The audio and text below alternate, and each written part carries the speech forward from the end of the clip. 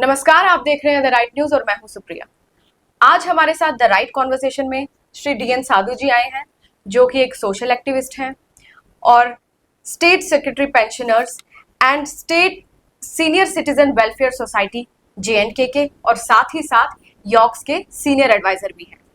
साधु जी आज हमारे साथ बहुत इंपॉर्टेंट टॉपिक डिस्कस करना चाहते हैं, एक बहुत इंपॉर्टेंट मुद्दे पे बात करना चाहते हैं जो कि डायरेक्टली गवर्नमेंट एम्प्लॉयज और सीनियर सिटीजन से जुड़े हुए हैं। वेलकम साधु जी। नमस्कार TRN की पूरी टीम को और आपको भी धन्यवाद कि आपने मुझे मौका दिया यहाँ बात करने के लिए। उसके लिए मैं आपको फिर से धन्यवाद दे रहा हूँ। Pleasure sir. तो साधु जी शुरू करते हैं। करो, कोई बात नहीं। मंथली पेंशन का जो अमाउंट है, जो जिसका बढ़ाने का इशू जो है, इस पर सरकार का क्या स्टैंड है? देखो, मैं आपको सबसे पहले ये बताऊंगा, जो pensioners and senior citizen welfare society है, ये पूरे जम्मू कश्मीर में इसके मेंबर्स हैं और इसका जो चेयरमैन है हमारा, वो कश्मीर से है, मीर गुलाम रसूल बटवली, और मैं उनका स्टेट सेक्रेटरी हूँ। और इसमें जम्मू के भी नुमाइंदे हैं और कश्मीर के नुमाइंदे भी हैं। अब रहा सवाल पेंशन को एनहांसमेंट के बारे में। एनहांसमेंट पूरी इंडिया में 5-6 स्टेटों ने सबको दिया, पेंशनरों को एनहांस किया एट द एज ऑफ 65। जबकि JNK में अभी तक कुछ नहीं दिया जा रहा है। JNK ने 80 एट द एज ऑफ 80 दे रहे हैं, 20%। जबकि बाकी स्टेटों में जैसे हिमाचल प्रदेश है, पंजाब है और बाकी बहुत सारे स्टेटों में उनको दिया गया 65 से। और हम चाहते हैं कि हमारी जो JNK है, JNK में कम से कम ये 65 एज पर 20% मिलना चाहिए, 70 पर 30%, 75 पर 40%, 80 पर 50%, 85 70%, 90 पर 90% और 100 ईयर्स एज पर 100%।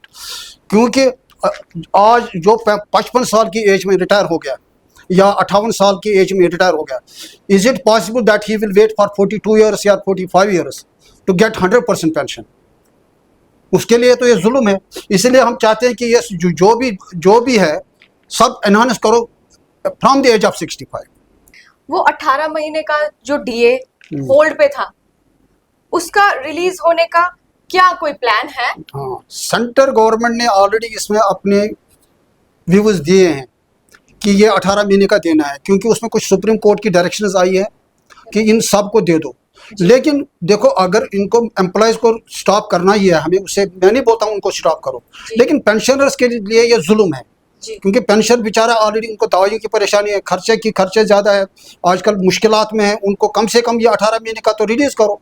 और साथ में ही ये होता है कि जब भी इंक्रीज होता है परसेंटेज 2%, 4%, 5%, ये उसके लिए यहाँ शोर करने के बगैर देते नहीं है। क्योंकि जबकि लद्दाख है, बाकी या सेंट्रल गवर्नमेंट है, वो अपने मुलाजिम को तुरंत देते हैं। और यहाँ की JNK गवर्नमेंट हमें, जब तक हम शोर नहीं करेंगे तब तक ये नहीं देखे। देखो, हाल ही में 2% गवर्नमेंट ने दिया, लेकिन हम इंतजार कर रहे हैं ये 2% के लिए भी हमें प्रेस नोट देने हैं, शोर करना है, सड़कों पर आना है, तब ये 2% देते हैं।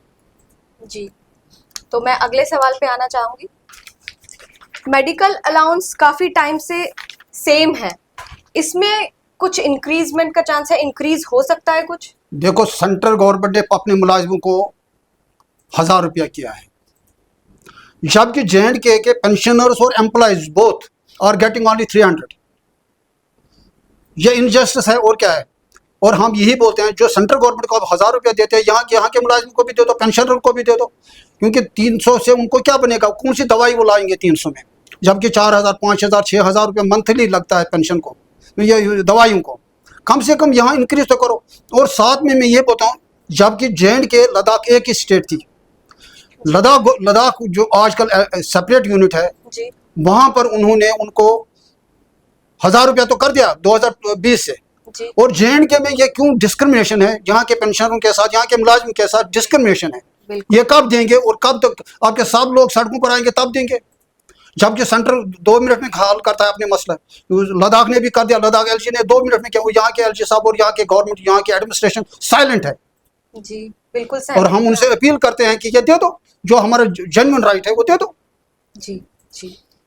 नेक्स्ट सवाल है, NPS के बजाय पुरानी पेंशन स्कीम जो वापस लाए जाने की डिमांड है, उस पर आप क्या कहना चाहते हैं?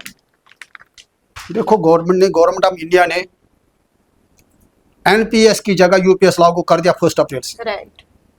लेकिन जेएंड के स्टिल सोए हुए हैं, अभी यहाँ एनपीएस ही चल रहा है। अब जबकि गवर्नमेंट भी आई, एडमिनिस्ट्रेशन भी आई, एलजी भी चल रहा है, सब कुछ सारी चलते हैं, लेकिन इनको कब देंगे?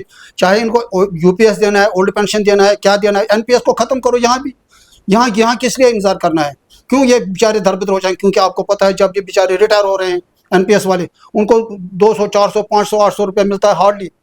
जिस तरह बाकी सारे पेंशन लेते हैं ऑल ओवर इंडिया, अब गवर्नमेंट ऑफ इंडिया ने किया, हमने नहीं किया ना, गवर्नमेंट ऑफ इंडिया ने किया। इनको भी उसी दायरे में लाओ, ओपीएस में लाओ, सबको लाओ, ताकि वो बेचारे सफर न करेंगे।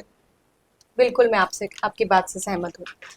रिटायरमेंट के जो 10 साल बाद जो कम्युनिकेशन रिकवरी कंटिन्यू होना था, उसका क्या फर्क है? उससे क्या फर्क पड़ेगा? हाँ, मैं आपको बताऊंगा। जबकि एक जेएंडके से जब भी कोई रिटायर हो रहा है, उसकी जब वो कम्यूटेशन ले रहा है, उसको वो 15 साल में रिकवर करते हैं।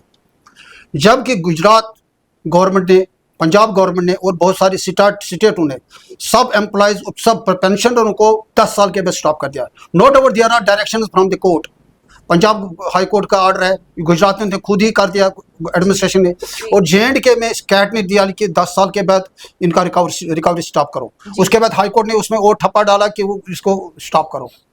लेकिन ये समझ नहीं आ रहा है कि गवर्नमेंट क्यों साइलेंट है, गवर्नमेंट क्या कर रही है यहाँ पर? क्योंकि वो इन पेंशनों के साथ जिनके 10 साल हुए उनका स्टॉप क्यों नहीं कर रहे हैं? और इसका मतलब है that they have to wait for 15 years, 15 साल तक उनका रिकवरी करते रहेंगे। फिर वो ऑर्डर क्या रहा, फिर रूल्स कहाँ रहे, फिर मतलब क्या है? फिर देखो, जिसने पेंशन की या जिसने मुश्किलात से आपने किया, क्योंकि ये ऑलरेडी ज़्यादा ले रहे हैं, 15 साल में ये ले रहे हैं। अगर कोई 4 लाख रुपया निकालता है कम्यूटेशन, वो 7.5 लाख रुपये ले रहा है। इसीलिए तो गवर्नमेंट ऑफ इंडिया ने नहीं, कोर्ट ने और गुजरात गवर्नमेंट ने अब अच्छा किया कि उन्होंने कर दिया 10 साल के बाद रिकवर। 10 साल गुजरात ने 10 साल 8 महीने कर दिया, और इन्होंने 10 साल के बाद सबने स्टॉप किया। और यहाँ की डायरेक्शन जेएंडके में भी डायरेक्शन हुई है, लेकिन अभी तक ये इम्प्लीमेंट नहीं कर रहे हैं, गवर्नमेंट के पास साइलेंट पड़ा हुआ है। जी। पेंशनरी बेनिफिट्स के टाइम पर जो रिलीज होना था, इसके लिए क्या स्टेप्स लिए गए हैं? देखो, क्या मैं आपको बताऊंगा, पूरी जिंदगी भर एक मुलाजिम 30 साल 40 साल नौकरी करता है। जब ये नौकरी करता है, नौकरी करने के बाद इसको बेचारे को कुछ ग्रेजुएटी मिलती है, कुछ जीबी फंड होता है, कुछ पेंशन बेनिफिट्स होते हैं, कुछ होते हैं। अब ये जब रिटायर हो गया, इसका तनख्वाह तो बंद हो जाता है, और अल्टीमेटली इसकी जो ये पेमेंट्स होती है, ये ट्रेजरी में जाती है। ट्रेजरी में क्या होता है? ये हेल्ड अप हो जाता है। हेल्ड अप क्यों होता है? साल 2 साल 3 साल ये बेचारा खाएगा क्या? क्यों होता है? इसने तो, इसके अर्नड वेजेस हैं, ये अर्नड पैसा है इनका, ये बंद क्यों करते हैं? इनको ये चाहे कि ये क्विकली, इनको जो भी इनके ड्यूज है उनको क्विकली रिलीज कर दे गवर्नमेंट को। जी। आगे बढ़ना चाहूंगी नेक्स्ट सवाल पे। डेली वेजेस जो है, वेजर्स जो है, वो रेगुलराइज करके उन्हें भी पेंशन बेनिफिट्स मिलने चाहिए। आपका क्या कहना है उस पर? देखो, गवर्नमेंट ने चाहे जिसने भी लगाया, गवर्नमेंट ने तो लगाया 50 से 60 हज़ार इस वक्त डेली वेजर्स हैं जी। All of them are working जी, फील्ड में काम करें, इंजीनियरिंग नॉन इंजीनियरिंग डिपार्टमेंट में काम करते हैं। There are thousands of posts vacant in the department. Class 4th हैं, हेल्पर पोस्ट्स हैं, बहुत सारे पोस्ट्स हैं, लेकिन इनको रेगुलराइज क्यों नहीं करते हैं? जबकि पिछली बार मैंने खुद देखा 5-6 ऐसे डेली वेजर घर चले गए, खाली हाथ चले गए, कि उनके पास कुछ नहीं था, क्योंकि उनकी 60 साल एज क्रॉस हो गई। वो घर रोते रोते गए, अपने घर में रोते रोते गए, क्योंकि उनके घर सारा खाली पड़ा हुआ है। गवर्नमेंट को ये सोचना चाहिए ना, या तो इनको लगाओ मत, अगर अब लगाए तो इनको इनकी पेंशनरी बेनिफिट्स कर दो, इनको रेगुलराइज कर दो। जबकि आप लोगों के पास पोस्टें पड़ी हुई है, इनको रेगुलराइज करो, कम जल्दी मसला खत्म कर दो। क्यों करेंगे बेचारे? ये रोते रोते घर जाए। मैंने खुद देखा, रोते रोते एक बंदा घर गया, उसको माला डाली गले में दफ्तर वालों ने, क्योंकि उसकी 60 साल एज होगी, क्योंकि कागज, आजकल तो कागज से ही काम चलता है। इसलिए इनको चाहे कि इनको रेगुलराइज कर दो। बहुत ही अनफॉर्चुनेट है। I also agree with you. I hope so कि ये बात सरकार तक पहुंचे। यॉक्स के कॉन्टेक्स्ट में कोई एक इम्पोर्टेंट ऐसा इशू है जो आप उठाना चाहते हैं, जिस पर आप बात करना चाहते हैं? देखो, मैं एक चीज़ बताऊं, yaks is the one of the best platform for non political platform. 100%। तो इस पर सब लोग इसके साथ सपोर्ट करना चाहिए, क्योंकि ये बगैर किसी पॉलिटिकल बैकग्राउंड के काम करते हैं और for the welfare of the community कर रहे हैं। हाल ही में हमने एक डिस्कशन की है कि रिजर्वेशन के बारे में जी। तो we are going to knock the door of the government जी, क्योंकि हम चाहते हैं कि जो हमारे अनएम्प्लॉयड यूथ्स है जी, वो नौकरी लगने चाहे, मगर उसके लिए गवर्नमेंट को एक रिजर्वेशन पॉलिसी बनानी चाहिए जी। और यॉक्स जल्दी ही गवर्नमेंट के पास जाएगा और उनको मिलेंगे कि हमें भी एक रिजर्वेशन दे दो on the pattern of the schedule caste and schedule tribe, so that Kashmiri Pandit जो भी हैं वो 20 डिस्ट्रिक्ट में वो एम्प्लॉयमेंट ले सकते हैं। उसके बगैर कोई चारा नहीं है, सो दैट कि ये बच्चे घर से जम्मू कश्मीर से बाहर न जाए। जी जी जी, सहमत हूँ मैं आपकी बात से।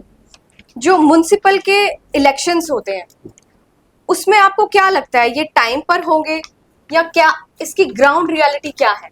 देखो मैं आपको बताऊं कि म्युनिसिपल इलेक्शन तो हो ही जाएंगे, टाइम पर ही हो जाएंगे जी। लेकिन एक चीज मैंने देख लिया कि लोगों ने 22 डिस्ट्रिक्टों से आए, लद्दाख लेकर JNK के 20 डिस्ट्रिक्ट हैं, लद्दाख के 2 डिस्ट्रिक्ट हैं, 22 डिस्ट्रिक्ट से आए लोग, उन्होंने जम्मू और श्रीनगर में अपना मकान बनाया। दे invested there hard earned money, और वहां पर क्या किया, मकान बनाया। और उसके बाहर जब उसने सब कुछ लगाया, अपनी पूंजी तो लगा दी, अब उसको बाहर नाली का मसला है, सड़क का मसला है, कुछ भी मसला है ना जी। और म्युनिसिपैलिटी को टैक्स भी देते हैं जी। लेकिन जब इनको वोट डालने का मौका आता है तब इनको इग्नोर किया जाता है।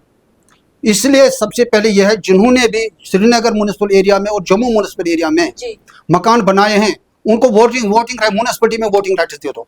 बिला शक उनके जो असेंबली और पार्लियामेंट का वोट है वो उनको अपनी रेस्पेक्टिव कॉन्स्टिट्यूंसी में रखो, लेकिन म्युनिसिपल एक अलग दायरा है, उसमें इनको वोटिंग राइट्स दे दो ताकि ये भी अपना वोट कास्ट करके अपने कॉर्पोरेटर को बढ़ाएं। और साथ में उसमें यह भी होगा, जब ये पूरे सारे मकान वालों को नाम चढ़ाएंगे, कम से कम जम्मू म्युनिसिपल कॉर्पोरेशन और श्रीनगर म्युनिसिपल कॉर्पोरेशन में 10-10 सीटें बढ़ जाएंगी, उससे कमी नहीं हो जाएंगे, 10-10 कॉर्पोरेट और बढ़ जाएंगे। नतीजा ये होगा कि ये अच्छी बात है।